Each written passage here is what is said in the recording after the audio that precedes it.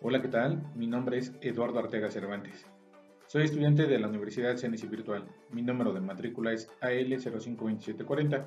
Estoy estudiando la Ingeniería en Tecnologías Computacionales y radico actualmente en la Ciudad de México. Pues a lo largo de esta materia hablamos de lo que son las bases de datos. Nos dimos cuenta pues, que hoy en día son muy importantes. De hecho, las utilizamos ya sea de manera directa o indirecta, desde el simple hecho de ir al banco a sacar dinero, de ir a hacer las compras a un supermercado, de ir a comprar un boleto de avión. Ya estamos interactuando con bases de datos. Eh, pues en esta materia de administración de bases de datos vamos a resumir en este video un poquito de lo que estuvimos viendo, esperando que sea de su interés. Hablar pues de que actualmente manejamos ya de manera muy normal lo que son las bases de datos multidimensionales.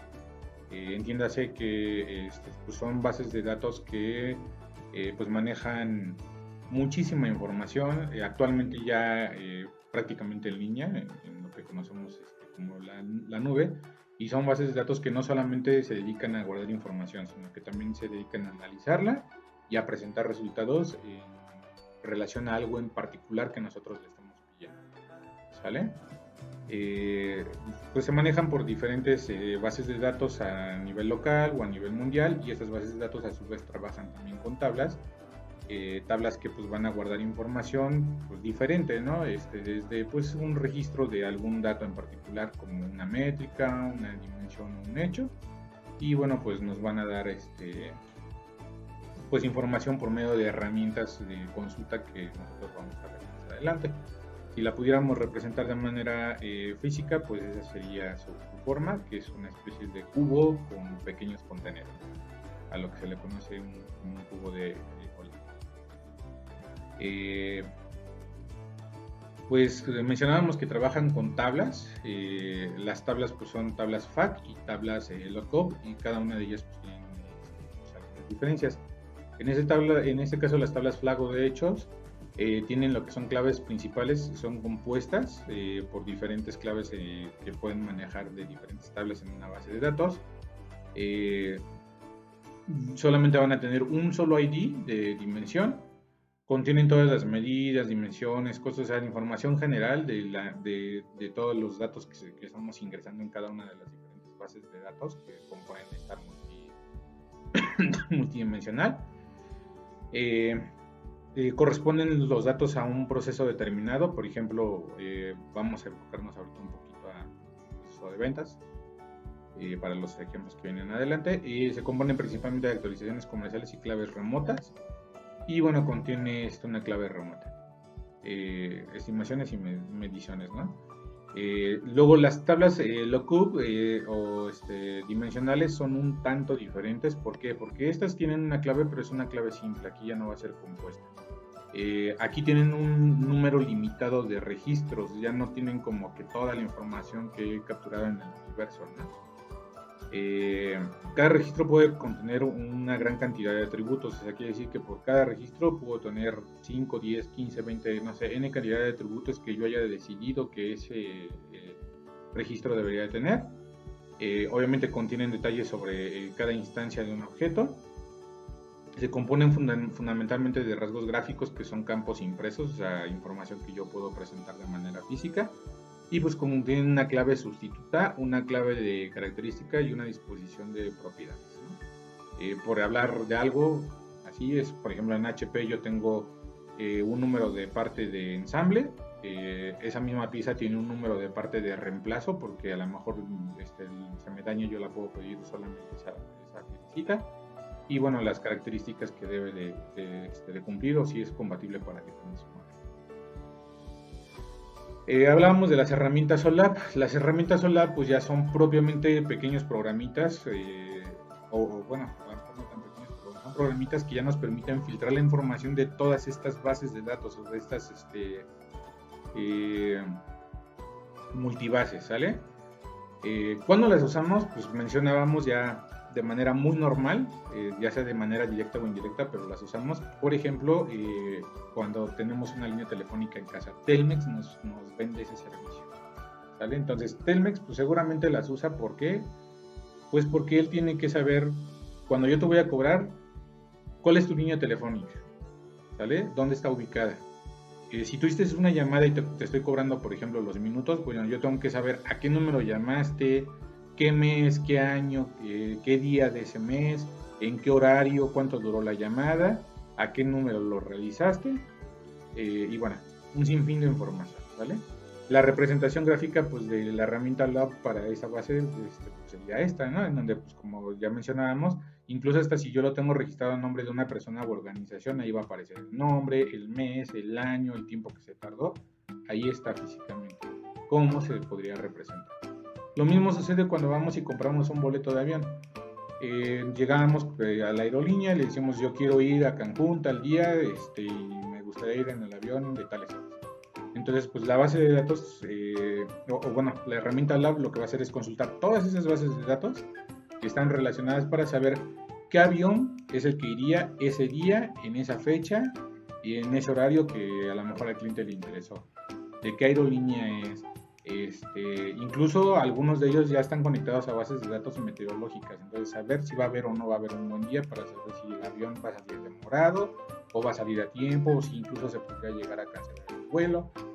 Si soy una aerolínea que además te ofrezco servicios como te puedo poner tu hotel, te puedo poner el taxi que te va a llegar a recogerte, te va a llevar al hotel y demás, bueno, toda esa información la manejaríamos con una herramienta Lab y esa podría ser la representación, ¿vale? De esa herramienta Lab. Entonces, si se dan cuenta, es algo muy interesante, ¿no? Lo que estaríamos aplicando aquí.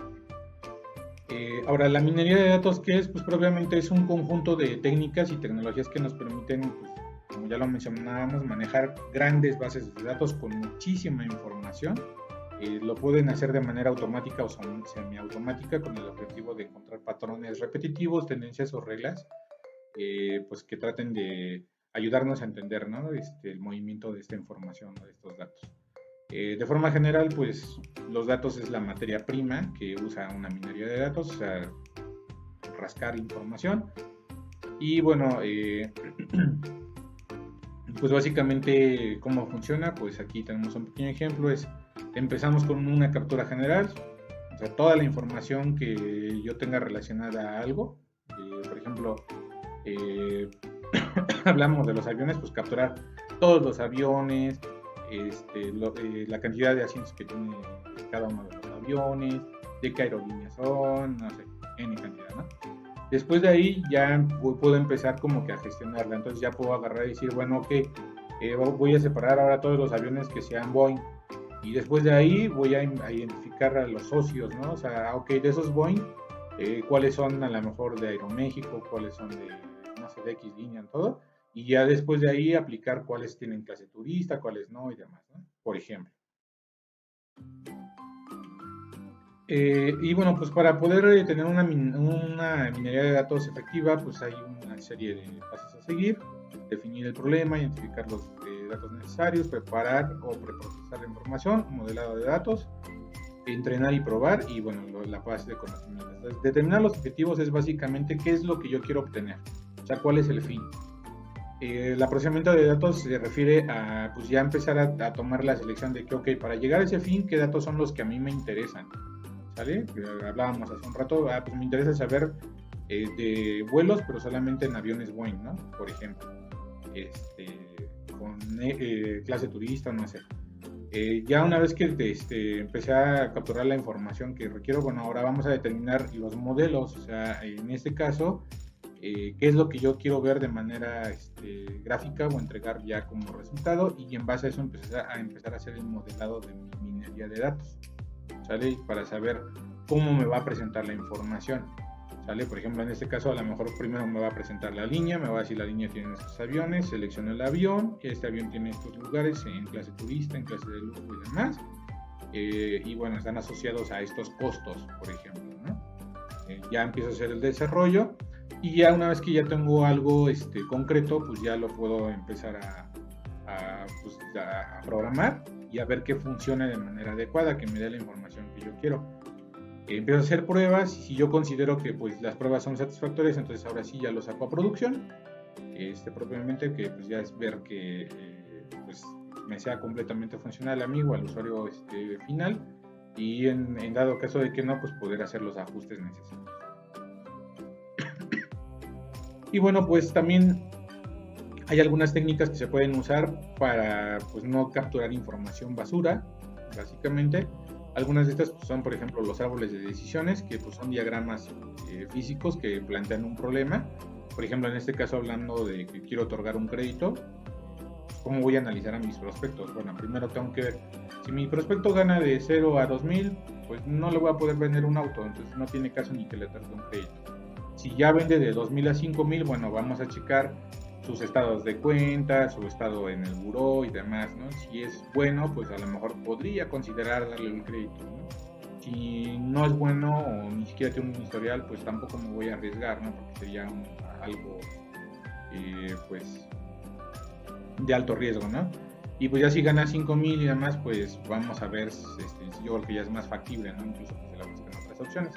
Pues este es un árbol de decisiones, es algo muy simple y pues, nos permite filtrar información. Las redes neuronales funcionan similar al razonamiento humano. Entonces yo empiezo a determinar en base a lo que voy viendo qué características son las que me interesan y empiezo a reducir cada vez más el grupo de datos que voy a capturar.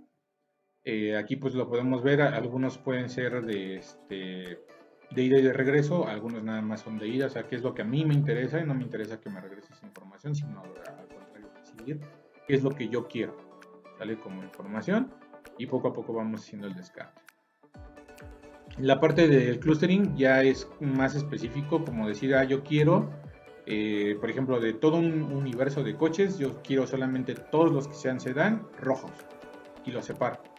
¿Sale? Entonces, esa es la parte del clustering. O sea, ya empieza a agrupar la información ya en relación a rasgos específicos que yo haya seleccionado.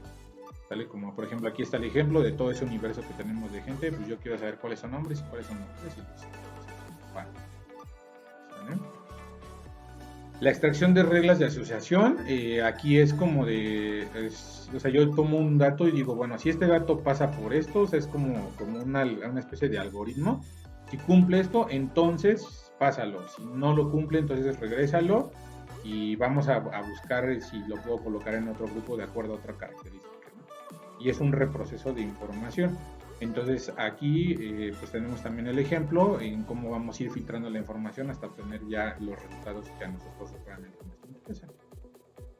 Y bueno, pues lo que son las redes bayesianas, en donde pues nosotros decidimos desde un nodo de referencia, digo, bueno, esta es mi muestra y en relación a esta muestra, pues yo puedo empezar a determinar qué características corresponden a ciertos objetos o qué características se pueden compartir entre ciertos objetos que pues me podrían ayudar a filtrar la información y los demás pues lo voy descartando. Lo que no cumpla esos requisitos se va descartando y se va sacando de la muestra. La parte de la regresión es una técnica de minería que toma como punto de partida una serie de información, digamos, anterior. Por ejemplo, en el caso de los hoteles, el año pasado, cuánta gente recibí, bajo qué condiciones, a lo mejor del clima, no sé, y cómo estaba la economía en ese momento. Bueno, es parte de la información, ¿no?, que tenemos ahí. Básicamente se remonta a pues analizar información del pasado, no sé, puede ser un tiempo determinado, y pues podemos tratar de predecir, ¿no?, en base a eso, cómo se va a comportar en ese momento toda esa información. El modelado estadístico, que pues básicamente lo que hace es hacer la comparativa entre las expectativas de lo que se tiene, de lo que se ha estado manejando actualmente contra lo anterior y pues cómo pudiera estar en un futuro el movimiento pues de toda esta información. Aquí pues ya es un razonamiento un poquito más matemático. Y bueno, pues por mi parte sería todo. Espero que este video os haya sido de su interés. Una disculpa por la velocidad, de hecho creo que me pasé. Es muy poco tiempo para toda la información. Y bueno, pues no me queda otra cosa más que agradecer su atención.